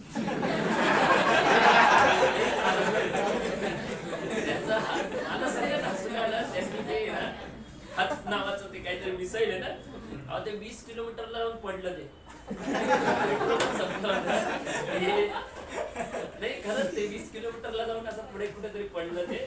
त्यांनी ते जाहीरच केलं नाही माहिती का. त्यांचे इतके अजबाजब प्रकार झालेले, अजबाजब प्रकार झाले त्यांच्या देशात. म्हणजे असं कुठल्याच देशात होऊ शकत नाही माहिती. आता इम्रान खान, तुम्ही विचार करा, पंतप्रधान कोणी कपडे चेक करतील का? तिथे इम्रान खानचं सगळं चेकिंग केलं माहिती का. करतात ते असं पाकिस्तानची बऱ्याच ठिकाणी अशी बेइज्जती केली. यांनी काय केलं तर मग F-16 पाहिलं, पण ठीक आहे तेव्हा पुरतं आपलं निभावून गेलं ना. पण यांना माहित पडलं की असं करून काय उपयोग नाही. तर 2005 साली ना जेव्हा मनमोहन सिंग पंतप्रधान होते तेव्हा ना आपले डिफेन्स मिनिस्टर त्यांचं ना नाही साऊथ इंडिया मधले ते, तर त्यांनी ना हे पहिले हा प्रस्ताव आणला होता की राफेल विमान राफेल विमानचा हा 2005 ला आणला होता त्यांनी. त्यावेळेला तेव्हा राफेलचं डीलिंग चालू होतं. तर राफेल हे फ्रान्स कंपनी आहे, त्याला 4 कंपेटिटिव्ह होते. एक राफेल आहे, युरो म्हणून एक विमान होतं याचं जर्मनीचं विमान होतं, अमेरिकेचं F-16 होतं. अशा 4-5 विमान कंपेटिटिव्ह होते. पण राफेलची पॉवर वाईज आणि त्याच्या स्ट्रक्चर वाईज सगळ्यात पॉवरफुल विमान जगातलं कोणतं आता राफेल. आता हे राफेलचा सौदा खूपच महागडा होता, 60,000 करोड रुपये. किती? 60,000. मग त्याच्यात यांना वाटत होतं की होणार नाही. पण बजेट प्रोव्हिजन नुसार आपल्याला आता चायनाला आणि पाकिस्तान दोघांनाही धाकात ठेवायचं होतं ना, म्हणून बजेट मधनं प्रायोरिटीज ऑफ एक्सपेन्स म्हणता ना त्याला, म्हणून राफेलला महत्व दिलं. कळतंय ना, बजेटचा असा प्रभाव असतो लक्षात आहे. आपल्याला वाटतं पण आता भारताची जी एअरफोर्स आहे ना ती पॉवरफुल होण्यामागेचं कारण राफेल आहे. लोकांना काय वाटतं का फक्त राफेलनी काय बदल होणार, प्रश्न राफेलनी बदल नाही होत. आता हे राफेल विमान येईल ना तर आपल्या इंजिनियरला टेक्नॉलॉजी समजेल की त्याच्यामध्ये काय टेक्नॉलॉजी वापरली जाते. दुसरी गोष्ट तुम्हाला माहिती का, व्यवहार करतात नाही ना नुसता असा रिकामा व्यवहार नाही केलेला आहे, टेक्नॉलॉजी ट्रान्सफर केलंय. काय केलंय? ते विमान पण इथे बनणार आहे, असं नाही की ते आपल्या इथे बनणार आहे इंडियामध्ये. आता जे त्यांनी दिले ना 36, तर त्याला मेंटेनन्स 36 विमान ते देणार आहे आपल्याला. त्याच्यानंतर त्याची टेक्नॉलॉजी वगैरे इथेच विकसित होईल. कारण ते विमान काय नुसते उभे नाही करत, त्याचे पार्ट कंटिन्यू लागतात नाही का, मेंटेनन्स असतं, सगळे सिस्टीम असते. ते एका विमानाला सांभाळणं एवढं सोपं नाही. तर ते सगळे सिस्टीम आपल्या इंडियामध्ये डेव्हलप होईल. प्लस आपल्या इंजिनियरलाही कळलं आणि आपले पायलट्स आहे ना त्यांनाही माहिती. हे सगळं बजेट अलोकेशन मधून होतं. कशात होतं? बजेट अलोकेशन मधून होतं. म्हणून बजेटचा इम्पॅक्ट आहे ना केंद्रीय योजना डिफेन्स मध्ये. त्याच्यानंतर तुम्ही बघितलं ना पुढचं अजून एक महत्वाचं क्षेत्र घ्या जे खूप मोठं क्षेत्र आहे. आता रिसेंटली ना तुम्हाला माहिती ना की आपल्या देशामध्ये ना जवळ बघितलं ना तर 35 करोड लोक असे, किती? 35, ज्यांचं वय 60च्या वर आहे. कितीच्या वर आहे? 60 आहे. हा, आता 60च्या वयाच्या वरच्या लोकांचं तुम्हाला माहिती की त्यांना सध्या, पूर्वीच्या काळी काय होतं की तुम्ही 1 लाख रुपये ठेवले बँकेमध्ये तर 8% व्याजदर असायचा. किती असायचा? 8. मग वर्षाला 8,000 रुपये तुम्हाला व्याज मिळायचं. मग जनरली जे वयोवृद्ध लोक आहे ना ते 5 लाख रुपये ठेवायचे, 40,000 रुपये वर्षाला मिळायचे, म्हणजे 3-4 हजार रुपये महिन्याला मिळायचे. त्याच्यातून त्यांच्या औषध गोळ्यांचा खर्च चालून जायचा, मुलांवर एवढं अवलंबून राहावं लागायचं नाही. पण आता तो रेट 8 वरनं 5 वर आलाय, 8 वरनं 5-6 वर आलाय. बरोबर. मग आता त्यांचं उत्पन्न खूपच कमी झालं, त्यांना परवडत नाही. प्लस PFचा रेटही कमी झाला. मग अशा लोकांना आहे ना त्यांनी वयवंदन योजना नावाची योजना आणली. काय आणली? वयवंदन योजना. त्याच्यानंतर तुम्हाला माहिती आता प्रत्येकाला इन्शुरन्स कव्हर आले आपल्या इंडियात. बरोबर ना, 1 रुपयात का काहीतरी असं कव्हर केलेले आहे. ते 5 लाख रुपये कव्हर देतात म्हणजे. बरं. तर या ज्या सगळ्या योजनांना जे गरज असते ना डेव्हलपमेंट, त्या डेव्हलपमेंटला जो फंड लागतो ना हा सगळा नॉन प्लॅन एक्सपेंडिचर म्हणतात. त्याला काय म्हणतात? Non plan expenditure. आणि प्लॅन एक्सपेंडिचर मध्ये कसं होतं की जी काही मेन, आता समजा मुंबई पुणे एक्सप्रेस हायवे बनवत आहे तर मग ते सगळं केंद्रीय बजेट मधनं त्या योजनेला देत जातात. तुम्हाला माहिती ना आता तुम्ही म्हणाल कुठल्या योजना अशा दिसतात ते नॉन प्लॅन एक्सपेंडिचर मध्ये येतात. आता कोणाला तरी माहित होतं का नाशिकला जी काही मोनोरेल येणार आहे, मोनोरेल नाही कोणती, निओ मेट्रो येणार आहे ना, ही कोणालाही माहिती नव्हतं. कारण नाशिक हे भारतामधलं पहिलं शहर आहे, फर्स्ट शहर आहे ज्याला निओ मेट्रो योजना मिळालेली आहे. तिला 2092 करोड रुपये केंद्र सरकार दिले. 2000 किती? हे भारत सरकारने दिले. पण त्याच्यामुळे योजना सुरुवात कार्यान्वित होणार आहे ना आता. होतं या योजनांचा डेफिनेटली बेनिफिट होतो. तर त्याच्यामध्ये 2092 एवढा फंड तर ते नॉन प्लॅन एक्सपेंडिचर मध्ये येतं. कशात येतं? आता तुम्ही म्हणाल सर एखादा अजून प्लॅन एक्सपेंडिचर सांगावं. आता तुम्हाला माहिती ना आपल्या इथे कोविडच्या काळामध्ये प्रत्येक पेशंट, लक्षात द्या, प्रत्येक पेशंटला त्याच्या जीवन देत होते. माहिती आहे ना, तुम्ही एखाद्या कोरोना पेशंटला बघितलं का जाऊन काय काय सुविधा देत? तर तुम्ही हॉस्पिटलला जाऊन बघा. मी आता गेलो होतो, मौलाना आझाद हॉस्पिटल आहे ना, त्याच्यामध्ये त्या पेशंटला 2 वेळचं जेवण हॉस्पिटलच देतं. त्याच्यानंतर औषध गोळ्या डॉक्टर, क्लिनिंगचा खर्च, खरे का नाही? मग हा कुठून येतो सगळा हे खर्च? केंद्रीय बजेटमध्ये अलोकेशन असतं, जो आपण डिझास्टर मॅनेजमेंट फंड म्हटलं ना. तर अशा प्रकारे सगळ्या फंडचं एक allocation and distribution of fund होत असतं. ते सगळं कशातून होत असतं? युनियन बजेटमध्ये. कशातून होत असतं? आता एक शेवटच्या पार्टकडे येतो की युनियन बजेटमध्ये फक्त याच गोष्टी नाही होत, तर त्यांना केंद्र सरकारच्या काही विहित जबाबदारी असतात. विहित म्हणजे त्यांना काही महत्वपूर्ण गरजा या कराव्याच लागतात. उदाहरणार्थ जीडीपी मेंटेन ठेवावा लागतो. काय मेंटेन ठेवावा लागतो? फिस्कल डेफिसिट मेंटेन ठेवावं लागतं. त्याच्यानंतर त्यांना रेव्हेन्यू डेफिसिटवर नियंत्रण ठेवावं लागतं. आणि शेवटचं हे म्हणजे त्यांना एक्सपेंडिचर आणि याच्यामधला जो फरक आहे तो बॅलन्स ठेवावा लागतो, नाही का? तर मागच्या वेळेला तुम्हाला माहिती, सगळ्याच लोकांना मी हे ऐकलंय तुम्ही की जीडीपी जो आहे त्याचा अर्थ कळला होता ना तुम्हाला? 4 एस्पेक्ट शिकवले होते. कोणतं ते? एक काय होता? जीडीपी. पहिला काय शिकवलं होता? जीडीपी. दुसरं काय? Fiscal deficit. तिसरं काय होतं? Current account deficit. आणि आज एक नवीन शिकवणार आहे, रेव्हेन्यू डेफिसिट. काय शिकवणार आहे? तर काय होतं की जनरली एक लास्ट पार्ट कडे तो, जसं मी तुम्हाला आता जे समजवलं ना, लक्ष द्या, ते सगळ्याच्या सगळं एक्सपेंडिचर समजवलं. सगळ्याच्या सगळं काय समजवलं?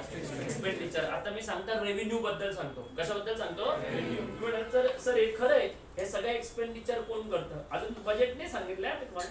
बजेटच्या ऍक्च्युअल आकडे मी पुढच्या लेक्चरला सविस्तर, म्हणजे पुढच्या वेळेला पूर्णच बजेट कम्प्लीट होईल. तर तुमच्या डोक्यात हे राहील की सर एवढा सगळा खर्च गव्हर्नमेंट करतं, पण तो येतो कस काय? खरंय ना? असं स्टॉल बिल लावता का? अशोक स्तंभावर स्टॉल लावलाय, चला द्यामध्ये, असं काय असतं का? नाही. तर मग बजेटमध्ये येणारे पैसे कुठून येतात सांगा बरं? टॅक्स. मोठ्या सांगा काय? टॅक्स. तुम्ही भरता तर आनंदाने सांगायला पाहिजे ना. साबणावर होतं ना, इन्क्लुसिव्ह ऑफ ऑल टॅक्सेस. खरंय का? शॅम्पूर असतं इन्क्लुसिव्ह ऑफ ऑल टॅक्सेस. त्यात केसांना नाही, ब्रश असला की इन्क्लुसिव्ह ऑफ ऑल टॅक्सेस. खरंय ना? तर बघ, टॅक्सचे 2 प्रकार आहे. जनरली ना आपल्याला जो रेव्हेन्यू येतो ना, हा वेगवेगळ्या प्रकारे येतो. त्याच्यातला सगळ्यात मोठा भाग आहे टॅक्स. सगळ्यात मोठा काय? टॅक्स. त्याच्या व्यतिरिक्त पण रेव्हेन्यू आहे. जसं जसं आपण बोरो करतो ना, तसं काही देश आपल्याकडून पण बोरो करतात. माहिती आहे तुम्हाला? हा, नेपाळ आहे, श्रीलंका आहे, पाकिस्तान नाही करत. पण तिकडची लोक बोलतात आता की भारताचं वॅक्सिन मिळालं ना, तर ते खुश झालेले. आता ठीक आहे, बघू भारताचं काही भेटलं नाही पण वॅक्सिनचं भेटेल. तर हे बघा, लक्ष द्या इकडे. टॅक्स कलेक्शन आहे ना, हे आपल्या इथे खूप महत्वाचं इन्स्ट्रुमेंट आहे. पण मग भारतामध्ये टॅक्स सिस्टीम कशी चालते? तर 2 प्रकारचे टॅक्स आहे. किती प्रकारचे टॅक्स आहे? 2 प्रकारचे टॅक्स आहे. त्यापैकी एक आहे डायरेक्ट टॅक्स. काय म्हणतात त्याला? आणि दुसरं काय? Indirect tax. आता डायरेक्ट टॅक्स, इनडायरेक्ट टॅक्स मध्ये काय फरक असतो? तुम्ही दुकानामध्ये जाता, एक साबण विकत घेता, बरोबर? तर साबण विकत घेतात, तर त्या साबणावर लिहिलं असतं ना, inclusive of all taxes. Inclusive of काय? मग त्याच्यात कोणते टॅक्स गोळा होतात? पूर्वी काय होते ते सांगतो बघ. पूर्वी कोणकोणत्या प्रकारचे टॅक्स व्हायचे? सगळ्यात पहिले टॅक्स लागायचा वॅट. हा, मोठे नाही, काय लागायचा? वॅट. हा लोकल टॅक्स होता. काय होता? हा, व्हॅल्यू ऍडेड टॅक्स. काय म्हणतात त्याला? बरोबर ना? ऑक्ट्राय. अजून एक टॅक्स होता ना, ऑक्ट्राय. काय होता? ऑक्ट्राय. हा पण लोकल टॅक्स होता, बरोबर? त्याच्यानंतर आता ना सेल्स टॅक्स. काय होता? हा कोणाचा टॅक्स होता? State government. कोणाचा होता? State government. स्टेट आणि सेंट्रल दोघांचा होता. आणि मग वर जायचं, याच्या पुढे जायचा इन्कम टॅक्स. काय राहतो? हे सगळे वेगवेगळ्या प्रकारचे टॅक्स पहिले होते, नाही का? अजून भरपूर टॅक्स होते, हे सगळे होते. हा, बरोबर ना? तर वॅट, ऑक्ट्राय, सेल्स आणि इन्कम टॅक्स असे खूप प्रकारचे टॅक्स होते. आपल्याला हे सगळे टॅक्स ऍड करून आहे ना, तो व्यक्ती त्या वस्तूची किंमत बनवायचा, जो व्यापारी असतो ना. आणि मग त्याच्यानंतर जो व्यक्ती, समजा आता हा एक्स व्यक्ती आहे, यांनी शॉपकीपर किंवा याच्याकडनं माल विकत घेतला, तर मग ऍक्च्युली शॉपकीपर काय भरायचा? Direct tax, central government. तर हा जो व्यक्ती भरतो ना शॉपकीपरला, त्याला काय म्हणतात? Indirect tax. त्याला काय म्हणतात? Indirect tax. आणि शॉपकीपर सेंट्रल गव्हर्नमेंटला भरतो, त्याला काय म्हणतात? Direct tax. तर तुम्हाला आहे ना आश्चर्यकारक गोष्ट सांगतो, ऐका. भारताची लोकसंख्या 130 करोड आहे. किती आहे? 130 करोड. 130 करोड पैकी फक्त 2%, फक्त किती? 2%, म्हणजे 2.60. 2 पॉइंट किती? 60 एवढे लोक इन्कम टॅक्स भरतात. किती लोक भरतात? 2.60. जेव्हा आता कधीचा आकडा आहे, जेव्हा भारताचं इन्कम टॅक्स स्लॅब हा 2.5 लाख रुपये. किती? म्हणजे 2.60, 2 करोड 60 लाख लोक यांचं उत्पन्न 2.5 लाखच्या वर आहे. हे बिलीव्ह तुम्ही करू शकतात का? आणि मग म्हणून भारतामध्ये टॅक्स बुडवायचं प्रमाण का कमी होतं, जास्त होय, त्याचं कारण मी सांगतो. आता काय होतं, तुम्ही याच्याकडे जातात शॉपकीपर कडे, नीट ऐका, शॉपकीपर कडनं तुम्ही घेतलं साबण घेतलं, त्याचं बिल घेतात का? सगळे लोक बिल घेतात का? नाही. मग तुम्ही बिल घेतलं नाही, संपला, गेला त्याचा टॅक्स, खरे का नाही? मग तो डायरेक्ट टॅक्स तुम्ही भरला, पण दुकानदार त्याचा टॅक्स भरेल का? नाही. मग तो डिपेंड करतो आयटी रिटर्न मध्ये दाखवेल किंवा नाही दाखवेल. मग आपल्याकडे सीए तर जबरदस्त आहे आपल्याकडे, नाही का? सीए ला हे नाही आपल्याकडे शिकवलंय की टॅक्स कसा भरायचा राहतो. आपल्याकडे काय शिकवतात सीए ला? बुडवायचा असतो. आपल्याकडे वकिलाला हे शिकवतात केस किती दिवस चालेल, त्या माणसाचे केस गेले तरी चालेल. एक पिक्चर आहे साऊथ मध्ये, मग त्याची स्टोरी सांगतो, स्टोरी की आपली लिगल सिस्टीम कशी चालते. तुमचं डोकं दुखेल माहिती का, ही भयानक आहे. म्हणजे तुम्हाला माहिती का, संजय दत्त 93 साली, किती 93 साली त्याच्याकडे बॉम्बचे हे सापडले होते पार्ट त्याच्या घरामध्ये, आणि त्याला सजा 2000 किती झाली, 16-17. ते तो मध्ये जायचा नाही का, हा घरी जायचा, पेरोल वर जायचं, मस्त जिम वगैरे मारून रिटर्न यायचं नाही का. हे खूप आपल्याकडे अवघड स्थिती, आपली लिगल सिस्टीम भयानक. साऊथ मध्ये एक पिक्चर आहे, इतकं छान त्याच्यात त्यांनी लिगल सिस्टीम सांगितली आहे, कशी चालते लिगल सिस्टीम. एक माणूस असतो, रिटायर होतो, नीट आहे का, रिटायर होतो, तर रिटायर झाल्यावर काय त्याला पेन्शन मिळणार असते. पेन्शन घेण्यासाठी तो अप्लाय करतो ऑफिसला, तर ते म्हणतात ठीक आहे तुमची पेन्शन आहे म्हणे, फक्त तुम्ही सगळे डॉक्युमेंट घेऊन या. त्याला डॉक्युमेंट लिहून देतात. त्या डॉक्युमेंट मध्ये एक डॉक्युमेंट असतं, त्याचं नावाचं हयात पत्र. काय असतं हयात, म्हणजे याचा अर्थ काय, तुम्ही जिवंत आहे त्याचं एक पत्र द्या, नाही का. म्हणजे पत्र कशाला, मी तर जिवंतच आहे ना. नाही म्हणे पत्र लागणार आहे. मग त्यांनी काय करतो की त्याला समजत नाही हयात पत्र काय असतं. म्हणे कुठे मिळतं, म्हणे जन्म मृत्यू केंद्रामध्ये. मग तो जन्म मृत्यू केंद्रामध्ये जातो, नाही का. तिथं जातो, त्यांना म्हणतो मला हयात पत्र पाहिजे. तर बरं ठीक आहे, त्याचा रेकॉर्ड चेक करतात. त्याच्या रेकॉर्ड मध्ये सापडतं की हा मेलेला आहे. बघू रेकॉर्ड पाहतो, तर एक असं रेकॉर्ड सापडतं की तो एकदा एका बसने गेला होता.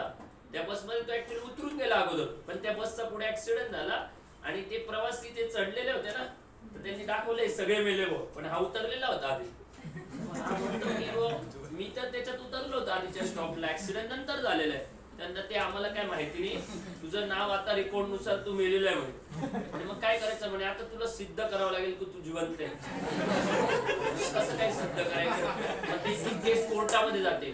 तर पण मी जिवंत आहे, मी सिद्ध कसं काय करायचं. म्हणजे तू जिवंत आहे सिद्ध नाही करायचं, जो जिवंत व्यक्ती आहे तो तूच आहे, जो कागदावर आहे नाही का, ते सिद्ध करायचं. म्हणजे तू जिवंत आहे ते आम्हालाही माहिती आहे, पण जो डॉक्युमेंट वाईज जो व्यक्ती आहे ना, तू जिवंत आहे ते तू सिद्ध करायचं. काय तर मी हा व्यक्ती मीच आहे, नाही का. पण ठीक आहे, मग ती कोर्टात केस चालू होते. आता ती केस चालते 1 महिना, 2 महिना, 3 महिने, 4 महिने अशी चालत राहते. याचे पैसे खर्च होत राहतात, बिचाराकडे पैसे नाही राहत. रिटायरमेंट, तो शेती करत असतो, शेतीचं उत्पन्न देऊन केस लढतो. काही दिवसांनी असं होतं त्याचे पैसे संपायला लागतात. त्याचा मुलगा म्हणतो जाऊ द्या मोरद्या ती केस, आपण आपली शेती करू, त्याच्यातलं उत्पन्न खूप. तो ऐकत नाही, तो लढा देत राहतो. कसं म्हाताऱ्या लोकांना खूप स्वातंत्र्याची असते ना, मी आमचा देश सुधरवू नाही का, ना असं एकदम ते फॉर्म मध्ये आलेले असतात थोडे, नाही का. तर तो सांगतो, मग ते करत केस लढते. त्याचा मुलगा म्हणतो तुमच्या ज्याने काय होणार नाही, तुम्ही काय हे नका करू, सोडून द्या, आपण आपल्या ह्याच्यावर चालू, आपण आपल्या ह्याच्यावर पोट बघू. पण ते नाही ऐकत, मुलगा समजदार असतो. मग एक दिवशी मुलगा म्हणतो की जाऊ दे, हे करण्यापेक्षा आहे ना मी तुमच्या जागी केस लढतो, कशाला तुम्ही दगदग करता. मग हा म्हणतो पैसे कुठून येतील, मग याच्यासाठी हा जमिनीचा अर्धा भाग मॉर्गेज ठेवतो. लक्ष द्या, जमिनीचा मॉर्गेज ठेवतो, मुलाला पाठवतो, म्हणजे शेतीचं उत्पन्नही बंद पडतं, जमीनही मॉर्गेज ठेवल्या ते तिकडे जातो. मुलगा खूप लढा देतो केसची, नाही का. आणि 1-2 वर्षामध्ये तो केस जिंकायच्या जवळ येतो. याची तोपर्यंत याचं उत्पन्न कमी, याची तब्येत खराब, हा इतकी तब्येत खराब होते, मुलाला येणं जाण्यात जमत नाही. आणि मग एक शेवटचा दिवस असतो केसचा, तर त्या दिवशी केसचा निकाल लागतो. केसच्या निकालात काय म्हणतात, त्याचं नाव दिलेलं असतं, नाही का, असा व्यक्ती. तर कोर्ट याला ऍफिडेव्हिट करतं, काय म्हणतात त्याला, प्रतिज्ञापत्र देतं की तू जिवंत असून या नावाचा व्यक्ती तूच आहे हो, असं, नाही का. मुलाला आनंद होतो, मुलगा पत्र घेतो, गावाला येतो निघून. घराच्या भोवती पूर्ण गर्दी साचलेली असते, तो रडत असतो. तर तो काय झालं पाहतो, तर हा माणूस गेलेला असतो, नाही का. पाहतो, रडतो, आणि ते पत्र येऊन बरोबर त्याच्या पायावर पडतं, नाही का, की बघ तू कोर्टामध्ये सिद्ध झालेले आहे की तू या तारखेला जिवंत आहे. याची लिगल सिस्टीम चालते, नाही का आपली. बनवणार आहे तो पिक्चर, मी घाबरू नका. तर हा साऊथ मधलेच आपल्या इकडे बनवता ना पिक्चर. तर हे त्यानुसार बघा, म्हणजे ही लिगल सिस्टीम चालते. तर लिगल मध्ये ना आपल्या काय होतं की किती वर्षानुवर्ष केस अशा दडलेल्या असतात, वर्षानुवर्ष. मग ते युटिलिटी नाही, त्या गोष्टीला युटिलिटी नाही. म्हणून आपल्या जे आहे ना हे टॅक्सेस प्रोव्हिजन्स असतं ना, हे पण असं भयानक सिस्टीम आहे ना. तर किती किती लोक आपल्याकडे शिकवतात की जाऊ द्या, सीए काय शिकवतात, टॅक्स बुडाला तर बुडाला. वकील काय सोडवतात की जाऊ दे, केस चालू दे, वर्षानुवर्ष चालू दे. डॉक्टर म्हणतो का काय सर्दी झाली, नाही रे नाही, तुला कोरोना झालेला आहे. म्हणजे आपल्या इकडे असं आहे. आमच्या झालेले, आमच्या बाबा आहे, त्या बाबांची गंमत सांगतो तुम्हाला. आम्ही दवाखान्यात गेलो, त्या बाबांना काहीच झालं नाही एवढे वर्ष, काहीच नाही. डॉक्टरांकडे गेलो, नाही नाही म्हणे, त्यांना न्यावं लागेल म्हणे. आयसीयू ला नेलं त्यांना बरं का. आयसीयू ला न्यायच्या आधी त्यांना काही झालं नव्हतं. जनरल वॉर्डला नेलं आधी, व्यवस्थित होते म्हणे. मग आयसीयू ला न्यावं लागेल. आयसीयू ला नेल्यावर ते आजारी पडले बरं का. कारण की त्यांच्या आजूबाजूच्या माणसाने, एक माणूस तो डायरेक्ट असा ओरडायचा, बाबांनी पाहिलं हा चाललाय आपलं पण काही त्या बाबांचं ते आयसीयू मध्ये बघून त्यांचं प्रेशर आलं. आता गंमत बघा काय झाली. आयसीयू मध्ये गेल्यावर बाबांची तब्येत बिघडली ना. मग आता कुठे ठेवायला पाहिजे, आयसीयूतच राहून. आयसीयूत गर्दी वाढली, बाबांची तब्येत बिघडली ना. आता म्हणे आयसीयूतून बाहेर काढा, का तर गर्दी झाली, आता जागा नाही. अरे म्हटलं तुम्ही बळजबरी करून आयसीयूत आणलं, तब्येत बिघडली, आता जागा नाही म्हणे, म्हणून आयसीयूतून बाहेर घेतात. म्हटलं बरे भाऊ, बाहेर आणलं. ती बाबा म्हणे मला बाहेर. म्हटलं आता त्या माणसाकडे बघू नका काय करत. म्हणजे अशी आपल्याकडे मेडिकल सिस्टम. काही त्याला काही झालं नाही ना, त्याला म्हणतात तुला कोरोना झालेला आहे. माझ्या मागे लागले होते म्हणे तुम्ही कोरोनाची टेस्टच करून घ्या. म्हटलं माझ्या ऐवजी कोरोनाच्या किड्याची करून घ्या. मला तर काही होणार नाही म्हटलं, मला काही चान्सेस नाही म्हटलं, ही आजारी पडायचे शून्य चान्सेस सोडून द्या. तर त्यांनी मेडिकल सिस्टीम अशा लेंदी आपल्या ते सगळ्या कॉम्प्लिकेटेड सिस्टीम आहे. टॅक्स मध्ये पण एवढं करप्शन आहे आपल्या इथे. कोणाला टॅक्स बुडवायचा ना तर इझिली टॅक्स बुडवतात. मग याच्यासाठी ना पंतप्रधानांनी एक छान सिस्टीम इंट्रोड्यूस केली, तिचं नाव आहे जीएसटी. काय नाव आहे? हा, ऍक्च्युली जीएसटी चांगलं आहे माहिती का, गुड्स अँड सर्व्हिसेस टॅक्स. काय आहे पण प्रॉब्लेम काय आहे, त्याचे स्लॅब खूप जास्त आहे. लक्षात आहे. आता काय झालं, हे जेवढे टॅक्स आहे ना आपल्याकडे, हे तर नुसते दिसणारे टॅक्स आहे, अजून काही न दिसणारे टॅक्स आहे. कोणते माहिती का, एक्साइज. कोणता आहे? हा, आता माल जेव्हा येतो ना समुद्राच्या इथे, तेव्हा अजून एक टॅक्स लागतो, त्याचं नाव काय? कस्टम. काय? कस्टम. असे खूप टॅक्स आहे आपल्याकडे. ते सगळे जेवढे टॅक्स होता ना, या सगळ्या टॅक्सचा एक कंपाइल्ड प्रोसिजर केली आणि त्याचं नाव काय ठेवलं? जीएसटी. काय? Goods and services tax. मग या गुड्स अँड सर्व्हिसेस टॅक्स कशा प्रकारे इफेक्टिव्ह टॅक्स बनवलं सांगतो. जसं हा व्यक्ती इथे विकत घेतो, याला टॅक्स देतो, हा याला देतो ना, तसं होत नाही. जीएसटी डायरेक्ट जो इथे बनवतो ना मॅन्युफॅक्चर, त्याच्याकडनं गव्हर्नमेंटला जमा होतो. मग तो मधल्या व्यक्तीने जीएसटी करो किंवा त्याला काय घेणं नाही, तो डायरेक्ट मॅन्युफॅक्चर कडनं गव्हर्नमेंटकडे. मॅन्युफॅक्चर कडनं कुठे? त्याच्यामुळे टॅक्स बुडवायचा चान्स जवळपास शून्य आहे. जवळपास काय? शून्य. त्यामुळे जीएसटीच्या भीतीने आपले जे टॅक्सचं जे प्रमाण होतं ना, 2% भरणारे किती लोक होते? 2. ते वाढून आता 60% झाले. किती झाले? 7. आता 5 करोड लोकांनी यावर्षी आयटी रिटर्न भरला. किती? 5 करोड. आणि बऱ्याच लोकांनी टॅक्स पण भरला. आता ऍडव्हान्स टॅक्स सिस्टीम एवढ्या अवघड परिस्थितीत आहे, आपल्या टॅक्सचं कलेक्शन वाढलंय. म्हणजे कोरोनामध्ये जगामधला एकमेव देश आहे भारत, तर तिकडे टॅक्स कलेक्शन वाढलंय. जगामधला एकमेव देश जिथे टॅक्स कलेक्शन काय झालंय? वाढलंय. नाही तर अमेरिकेत वगैरे लोक टॅक्सच भरत नाही, त्यानंतर अजून 3 वर्ष मागूच नका टॅक्स. तर हे टॅक्स कलेक्शन वाढण्यामागचं कारण काय? आपल्या ते जीएसटी. तर आपल्या इथे ना मेन टॅक्सचा सोर्स आहे आता जीएसटी. कोणता आहे? पण या जीएसटीचं प्रमाण आहे ना खूप भयानक आहे. त्याचे ना 4 स्लॅब्स आहे बघ. 5% काय? 5%. दुसरा काय? 12%. तिसरा काय? हा सर्व्हिस इंडस्ट्रीला आहे. कोणता आहे? सगळ्यात जास्त सर्व्हिस. आणि एक आहे 28%. याला सुपर रिच टॅक्स म्हणतात. काय म्हणतात? 28 पण नाही, 30% राहतो. की आता तुम्ही एक गाडी घेतली फॉर्च्युनर. कोणती गाडी घेतली? 22 लाखची गाडी आहे आणि तिच्यावर 28% टॅक्स पडतो. 28% म्हणजे 5,60,000 रुपये. 22 आणि 5 किती झाले? 27,60,000 रुपयाला गाडी. म्हणजे एक फॉर्च्युनर गाडी घेतली तर तिच्या बरोबर एक वॅगनरचा टॅक्स भरावा लागतो. खरी गोष्ट आहे ना. एवढा भयंकर टॅक्स आहे, त्याच्यामुळे टॅक्स बुडवण्याचं प्रमाण, म्हणून आपल्या इथे हा सुपर रिच टॅक्स मुळे ना खूप जास्त आहे. पण याच्यामुळे टॅक्स कलेक्शन पण आपल्या इथे वाढतं. पण टॅक्स हा मेजर सोर्स ऑफ इन्कम आहे. काय मेजर सोर्स ऑफ इन्कम आहे. पण आता एक लास्ट भाग सांगतो तुम्हाला की टॅक्स मध्ये आपल्या इकडे काय एवढे होतं, कारण की आपल्या इथे ब्लॅक मनी जनरेशन प्रचंड आहे. आपल्या इथल्या लोकांना काय वाटत नाही, कुठल्या दुकानात गेलं ना तर तुम्हाला जीएसटी रिसिप्ट पाहिजे का, तुम्हाला नाही जाऊ द्या, लगेच लोकांनाच प्रमोट असतात. पण ऍक्च्युली बरोबर आहे. आता मी आपल्या इथे पाहिले हा क्लासेसला वाटतं, पण 18% टॅक्स खूप जास्त आहे, खूप जास्त आहे. हा इम्प्लिमेंट करता ना तर एक 10,000च्या फीवर 1180 रुपये वाढतील. किती वाढतील? खूप जास्त आहे. म्हणजे असे बऱ्याच ठिकाणी हॉटेलमध्ये तर ठीक आहे, परवडण्यासारखं आहे, ब्युटी पार्लर मध्ये परवडण्यासारखं आहे. पण काही काही ठिकाणी तिथे तर राहिलाच पाहिजे. 18 आणि 28 सुपर रिच टॅक्स पाहिजे. काय पाहिजे? सुपर रिच टॅक्स पाहिजे, नाही का? 30% डायरेक्ट, नाही का? गोल्ड मेकअप केला ना तर 200च्या मेकअपला डायरेक्ट 260 रुपये लागले पाहिजे गोल्ड मेकअप. खरं ना? तर त्या याच्यानुसार हे लक्षात आहे इकडे. मग हा टॅक्स काय करतो? Is a source of money for the government. Source of money काय? पण आपल्या इथे ना काय होतं, टॅक्सचं एक फार भयंकर शब्द आहे, त्याला म्हणतात टॅक्स टेररिझम. काय म्हणतात? खरंच भयानक. कारण आपल्या इथे इतक्या टॅक्सनी माणूस दबून जातो ना का मग त्याच्यामुळे त्याचा बिझनेसच चालू शकत. म्हणून आपल्या इथे लोक काय करतात, टॅक्स वाचवण्यासाठी ना वेगवेगळे उपाय करतात. काय उपाय करतात? आता काही उत्पन्न माझ्या नावावर दाखवतील, काही बायकोच्या दाखवतील, काही बायकोच्या भावाच्या दाखवतील, मग त्याच्या एका बायकोच्या नावावर दाखवतील, मग दुसऱ्या बायकोच्या दाखवतील, दुसऱ्या बायकोच्या दुसऱ्या नवऱ्यावर दाखवतील. काय ते इतके उपाय कोण नाते समजतात गडबड होते. त्यामध्ये इतके उत्पन्नाचे सोर्स आहे, ते फॅमिली स्ट्रक्चर समजायला त्यांना पण लक्षात येत नाही, माहिती का, की कसं मॅनेजमेंट टॅक्स. म्हणून तुम्हाला माहिती का, आता जे ना हे काय करतात, हे जेवढा टॅक्सचा पैसा वाचतो करत करत हा ब्लॅक मध्ये जातो. आता ब्लॅकला जेव्हा माणूस करतो व्यवसाय तर चांगलं काम नाही करत, लक्षात. ब्लॅक मध्ये तर तो पैसा वाईट मार्गाला जातो. मग वाईट मार्गाला जातो ना तर याचा आहे ना एक इंटरनॅशनल हब तयार होतो, बरोबर. त्याला ब्लॅक हेव्हन्स म्हणतात. काय म्हणतात? असे आहे जगामध्ये. आता उदाहरणार्थ आपल्या इथे पण आहे सीडी असते ना, सीडी आपली, सीडी म्हणजे शिडी नाही, सीडी. तर ती सीडी मध्ये पूर्वीच्या काळी काय व्हायचं, अंडरवर्ल्डचा एक चेनच होती.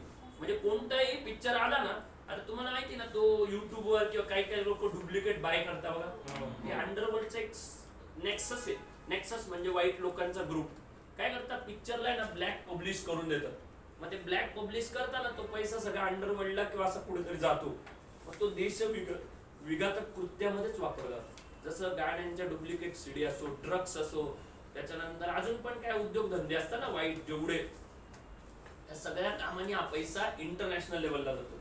आता बघा मध्ये बॉलिवूडचं ड्रग नेक्सस सापडलं होतं ना, ऍक्च्युली ते इंटरनॅशनल लेवललाच असतं. मग ते करत करत ते दाऊद इब्राहिम असं करत करत दुबईला पोहोचतं. कुठे पोहोचतं?